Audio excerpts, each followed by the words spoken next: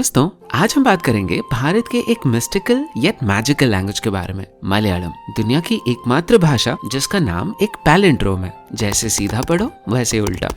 But that is the case only in the English spelling.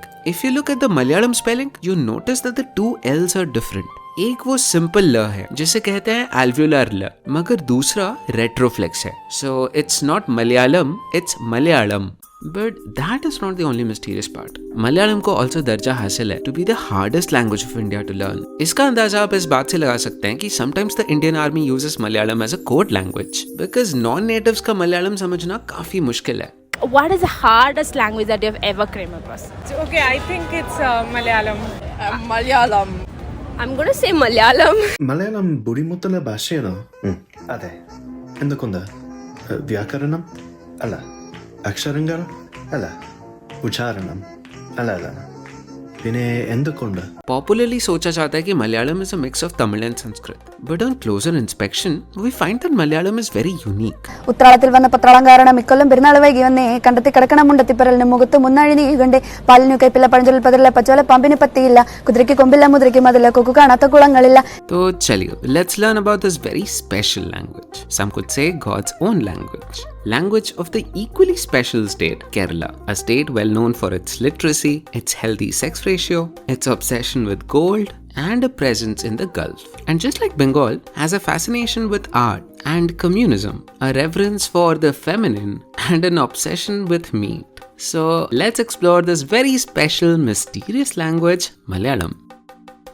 ആമക്കുറുമ്പനെന്ന് നെഞ്ചത്ത് വെറ്റില ചെല്ലവുമായി താനെ വലിഞ്ഞു കേറി തുരുത്തിൽ എങ്ങോ പതുങ്ങിയല്ലോ താരക്കൊളുത്തുള്ളൊരാ ചെലുക്കും വെറ്റില ചെല്ലത്തിനു ഭൂമിയപ്പാടെ മൂടും അത്രയും വെറ്റില ഇട്ടു വെക്കാം നിളം വാവേ കഥ കേട്ട് മെല്ലെ മിഴി പൂട്ട് മാറിൻ ചൂട് ഉറങ്ങ് ഉറങ്ങ്. अगर हम गौर फरमाएं on Malayalam written in the Devanagari script, we see some strange patterns emerge. First, देखो कैसे ये लेटर काफी कॉमन है. This letter makes the sound nya, not nya, nya. ये लेटर हमारे हिंदी वर्णमाला के सेकंड रो के 5th कॉलम में मौजूद तो होता है, बट हिंदी और काफी सारी अदर लैंग्वेजेस लाइक बंगाली को इस साउंड से काफी परहेज है. बट ये साउंड मलयालम में one of the most common sounds है. Found for example in the Malayalam word nyan, meaning I और मैं. और यही नहीं, काफी बार ये nya डबल भी हो जाता है, making the sound nya. Like for example manya, meaning the color yellow. Similarly, Hindi वर्णमाला के फर्स्ट रो के 5th कॉलम में है ng, जिसे हिंदी बैक स्टेज के पीछे ही रखता है. बट मलयालम में इट्स अ VIP लेटर. और हाँ, ये भी काफी बार डबल होता है. इनफैक्ट मलयालम में इस 5th कॉलम के सारे लेटर्स को काफी स्पेशल ट्रीटमेंट मिलता है. एंड बिकॉज इस कॉलम के सारे sounds are nasal sounds, the Malayalam accent might seem a little nasal in comparison to other languages. कन्नी, पन्नी, कन्नी, कन्नी, कुंगी. In comparison to other Dravidian languages, Malayalam also very frequently uses the vowel sound O. To ask a question in Malayalam, you add a O sound in the end of a verb. So to ask, are you good? You say Sukhamano. And so this interaction of nasal, retroflex and O sounds gives Malayalam its signature texture. Take a look at how the nursery rhyme Twinkle Twinkle will sound like in Telugu and Malayalam. Twinkle, twinkle, little star, how I wonder what you are. Up above the world so high, like a diamond in the sky.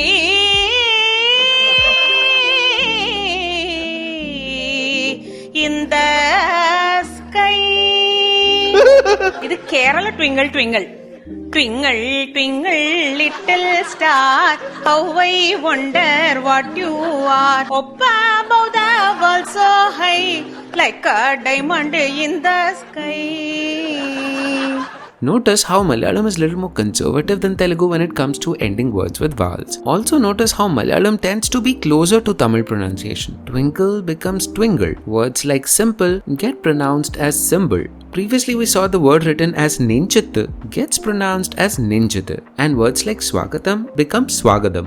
Therefore, just like Tamil, there is a tendency for the letters of the first column to make sounds of the third column. This proximity with Tamil is not that strange considering Malayalam is the youngest Dravidian language. Before 800 AD, Malayalam and Tamil were basically the same language. Malayalam started as a dialect of Tamil that split off from the standard because of the geography, and eventually time ke saath started taking its own identity.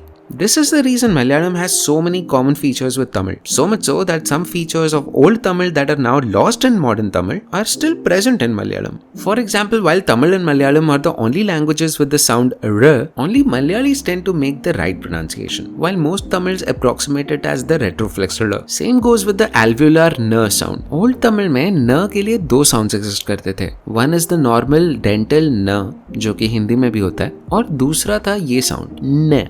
इसमें आपका टंग आपके mouth के roof को touch करता है. तमिल में ये दोनों साउंड्स के लिए दो डिफरेंट लेटर्स एग्जिस्ट करते हैं, but most Tamils today pronounce these two letters the same way. Malayalam में there used to be two different letters, but today we just use the same letter. But magically Malayalis know when to make which sound.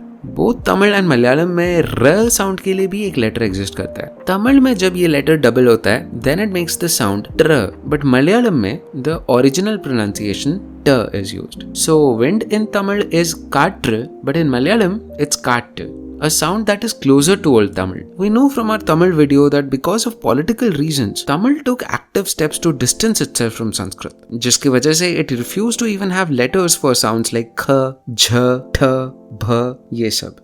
But Malayalam, being a child of Sanskrit and Tamil, had to be diplomatic. So it decided to have letters for all Sanskrit sounds. But pronunciation ke time, it tends to do what Tamil does. For example, in the Sanskrit word Sukham, even though Malayalam writes it accurately, Malayalis tend to pronounce this as Sugam. Despite that, Malayalam deeply absorbed Sanskrit in many ways. For example, Malayalam is the only Indian language other than Sanskrit to have a letter for the L vowel. This vowel L is only found in one verb of Sanskrit, kliptam. And so, Malayalam has a letter to denote this vowel and also its hypothetical longer vowel, L. Therefore, Malayalam ने अपने अंदर दोनों तमिल और संस्कृत के rare features को absorb कर लिया है. अगर हम लेटर्स की बात कर ही रहे हैं, then it has to be mentioned that Malayalam is often compared to jalebi when it comes to its letters. Sadly, even I can't argue that. Just one look and you will soon realize that possibly Malayalam script is the hardest script of India to read. Just look how complex the shapes for simple sounds and are. Malayalam के काफी सारे letters even look similar. And to make matters worse, there are some letters which are common both in Malayalam and Tamil, but they mean two different things. In many ways, Malayalam is the most unique Dravidian language. We already saw how Malayalam has double nasal sounds. This feature is not present in any other Indian language, not even other Dravidian languages. There's also more. Malayalam is the only Dravidian language जिसमें verbs are free from gender. For example, consider Kannada and Malayalam. Kannada में अगर मुझे कहना है मैंने किया, then I would say माडिद्देने. तुमने किया माडिद्दिरी. हमने किया माडिद्देवु. उसने किया अगर वो लड़का है माडिद्दानु. उसने किया अगर वो लड़की है माडिद्दालु. और उन्होंने किया माडिद्दारु. मगर मलयालम में मैंने किया न्यान चेदो. तुमने किया निंगल चेदो. हमने किया न्यांगल चेदो. उसने किया अवन चेदो. उसने किया लड़की अवल चेदो. उन्होंने किया अवर चेदो. Verb बिल्कुल भी inflect नहीं होता. This makes Malayalam closer to English and Ahomiya rather than Tamil, Kannada or Telugu. Okay, நம்ம இப்ப தமிழ் மாசங்களை பத்தி பார்க்கலாம். சித்திரை, வைகாசி, ஆனி, ஆடி, ஆவணி, புரட்டாசி, ஐப்பசி, மார்கழி, கார்த்திகை, தை, பங்குனி മാസം. എനിക്കറിയില്ല മലയാളം മാസം പറയാം. ഓക്കെ, ചിങ്ങം, കന്നി, തുലാം, വൃശ്ചികം, ധനു, മകരം, കുംഭം, മീനം, മേടം, ഇടവം, മിഥുനം, കർക്കിടം. இது எங்கதுல ராசி மாதிரி இருக்கு.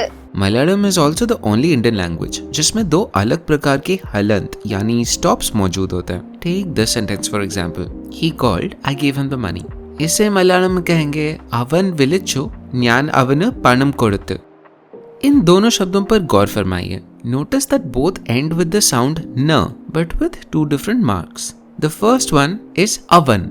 There's a hard stop in the end. But the second word is avana. There's this half u sound. This hard stop in Malayalam is called a chillu, while this half a sound is virama.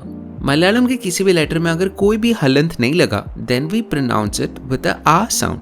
So this right here is not Arjun or Arjuna, it's Arjuna. So many times you don't even need to add the a matra in the end. So the word Ludhiana in Malayalam would be written like this, and Odisha would be written like this. A Hindi speaker would probably read them as Ludhian and Odish, but in Malayalam you would add the inherent a sound. So now that we have discussed so many unique features about Malayalam, चलिए सोचते हैं कि ये exactly हुआ कैसे. How exactly did Malayalam develop? You'll probably remember from our Tamil video that from 300 AD onwards, as culture and literature flourished, the use of palm manuscripts was increasing all over south of India.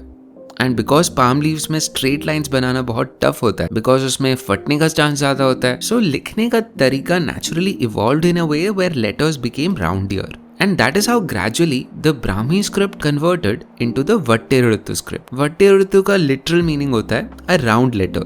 Initially, Vattiruttu was nothing but a roundier form of Brahmi. But समय के साथ साथ जैसे संस्कृत का influence बढ़ने लगा, new letters had to be invented to encode those sounds that were not present in Tamil, like kha, gha, tha, all of those. And because of that, Tamil letters में inject हुए the Grantha letters. Grantha letters were used to write literature that combined Tamil and Sanskrit in a very unique fusion style. And this style was called Manipravalam. Even the name was a hybrid. Mani was Tamil for ruby, while Pravalam or Pravalam was Sanskrit for coral. Fun fact, both of these jewels are red in color and so they go really well together. Mani Pravalam was like that golden honeymoon period where Tamil and Sanskrit actually blended really well. This meant that not just words mixed but also philosophies and ideas. Manipravalam was excessively used by the Vaishnavites, especially to explain the concepts of the Vedas and Upanishads to the common people of South India. Let's listen to a Manipravalam composition which combines Sanskrit with a lot of other Dravidian tongues.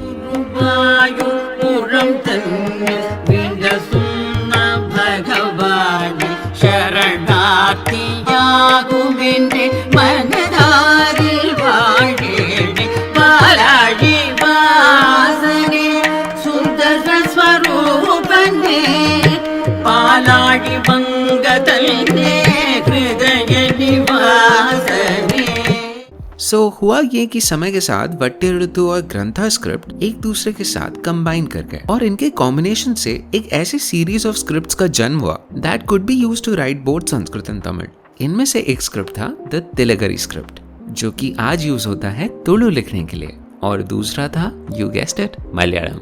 अच्छा, do you know this fun fact? वैदिक काल के कुछ ऐसे rituals जो आज पूरे India से विलुप्त हो गए, वो आज भी आपको केरला में प्रैक्टिस हुए मिलेंगे. Look at this for example. Here we are witnessing the only surviving ritual to make the soma drink. This is the extensive 12-day fire ritual in accordance with the Vedic texts. And not just rituals, even philosophy wise, पूरे India में बस केरला में ही आपको मीमांसा philosophers मिलेंगे. So सवाल उठता है कैसे संस्कृत इतना डीपली मलयालम को ट्रांसफॉर्म किया. देखो, किसी भी दो लैंग्वेजेस के बीच में वर्ड्स का आदान प्रदान होना ये नॉर्मल है, बट एक लैंग्वेज का ग्रामेटिकल जेंडर जैसा एक कोर फीचर ट्रांसफॉर्म हो जाना ये नॉर्मल नहीं है. दिस इंडिकेट्स दैट मलयालम में कुछ डीप सर्जिकल चेंजेस हुए होंगे because of the influence of Sanskrit. But what was it? Enter the Namboothiris. Namboothiris were a caste of Brahmins that were invited to Kerala by the local kings somewhere between 300 AD to 700 AD. Nobody, however, knows exactly where the Namboothiris came from. कुछ को लगता है that they came from this Nambur village in Andhra Pradesh, while others say that they came from Tamil Nadu. Some think that they were Saraswat Brahmins of Tulunad or Konkan, while others go as far as Uttarakhand or even Kashmir. I guess we shall never know, but हमारा ये discuss करना बहुत important है कि उनको invite करा क्यों गया था. You see, around that time, around 700 AD, Sanskrit was a prestige language. If you wanted to improve your social standing and climb up the social ladder, absorbing some Sanskrit into your language was the easiest way to do it. But this was happening everywhere, in Bengal, in Maharashtra, in Gujarat, but the way it happened in Kerala, that was super unique. Kerala के local warrior class थे the Nairs. They were like the mercenaries, like the samurais of Japan. एक राजा का strength इस बात पे depend करता था कि उनके payroll पे कितने Nair warriors थे. Groups of Nair warriors was called a Kalari, from the Sanskrit term Khalurika, meaning a place जहाँ पे weapons को practice किया जाता था. Kalari also gave rise to the term Kalaripayattu, a martial art form that was practiced by Nair warriors. Boys as young as 15 were sent to these Kalaris. As a result of this, एक नायर परिवार में पुरुष generally हमेशा बाहर रहते थे, which means that the homes were mostly occupied by females. And this gave rise to a matrilinear culture, meaning the decisions of the household were taken mostly by the women. And property transfer होती थी not from father to son, but mother to daughter. Remember the Namboothiris? Kerala के राजा Namboothiri Brahmins को अपने sir आंखों पे बिठाते थे. They used to provide them with tax-free lands, big houses called ilams, and the authority to manage the temple in every village. Unlike the Nairs, the Namboothiris were a patrilinear culture, and a patrilinear culture with a twist. घर के सबसे बड़े बेटे को ही अधिकार था एक नंबूदरी लड़की से शादी करने का, and property would pass from the father only to the eldest son. What about the other sons? This is where the story gets a twist. The Nairs and the Namboothiris sort of got into a social contract called Sambandham, a system under which the younger Namboothiri men could father children with Nair women. These children would have Namboothiri fathers, but they would not inherit Namboothiri surnames. They would be raised in the Nair households with Nair surnames. In some generations, we got a new mix of people, which were a blend of Namboothiris and Nairs. What was happening linguistically with Manipravalam was mirroring what was happening socially and ethnically. Guess what? We see a similar system even exist in Bengal, where under the Kuleen system, Kuleen Brahmins were allowed to have multiple children with different non-Brahmin women. The impact of this custom could even be seen in something as basic as the average height of men in Kerala. They are the tallest among all people of India, second only to the Kashmiris. This story is told and retold through many ballads in Malayalam. For example, in the folktale Perayi Petta Panthirukulam, one of the 9 wise men of the Emperor Vikramaditya, called Vararuchi, an upper caste Brahmin, married a girl called Panchami, a girl who belonged to the Paraya caste, which was a lower caste. फिर ये दोनों couple एक long pilgrimage पे चलते. On the way, they had 12 children. After every delivery, Vararuchi would inquire, "Does this baby have a mouth?" If the wife said yes, he would say, "God will appease the one with the mouth." And then he would ask his wife to abandon the baby and continue the pilgrimage. एक करते करते 11 children were deserted. After the 12th birth, when Vararuchi asked whether the child has a mouth, Panchami said no,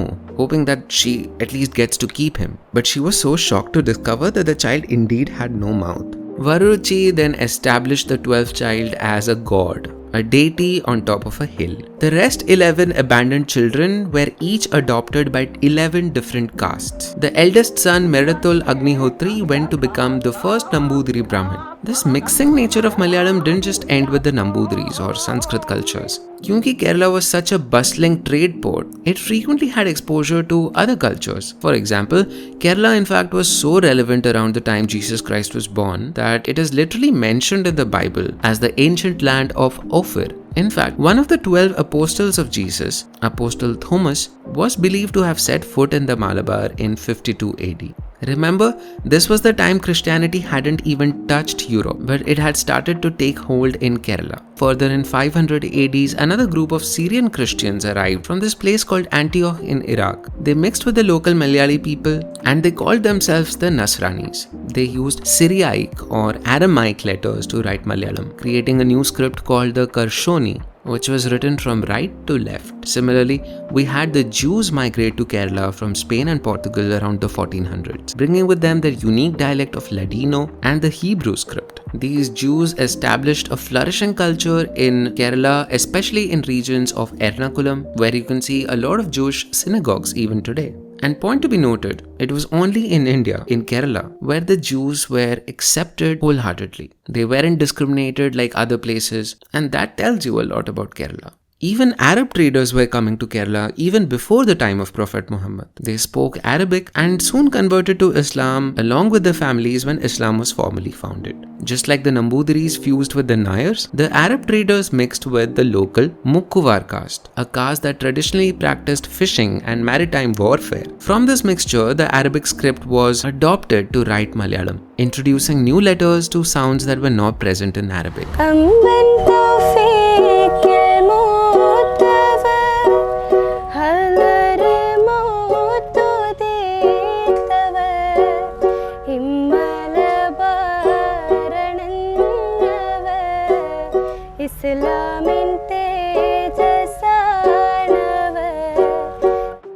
This is why there are so many dialects of Malayalam from the length to the breadth. While Hinduism is the dominant religion in every district except for Malappuram. If we look at the second most followed religion, Islam dominates in the north, Christianity in the south, and Hinduism in the center. Along this continuum, all sorts of dialects exist. For example, in the north around Kozhikode and Kozhikode, Malayalam blends with Tulu and Kannada. There's also this very lesser known dialect called Perayi, which was this fusion of Old Malayalam and Arabic with a lot of influence from Tulu and today formally written using Kannada letters.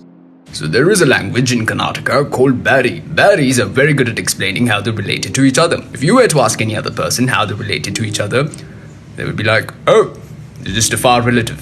Whereas a Perayi person would be like, relation engane chennenga avulando machinchido mootoldo kakaro alyankado molu ninke engane sambandham. Even in Lakshadweep there's a dialect of Malayalam called Jessari, which has many interesting linguistic properties changes. Peranda Ferenni Sugamano Soganunda Enikku Naakku Kurachu Senakku Evide Ode Vazhapazham Valappalam Mala Mala Poovu Fu.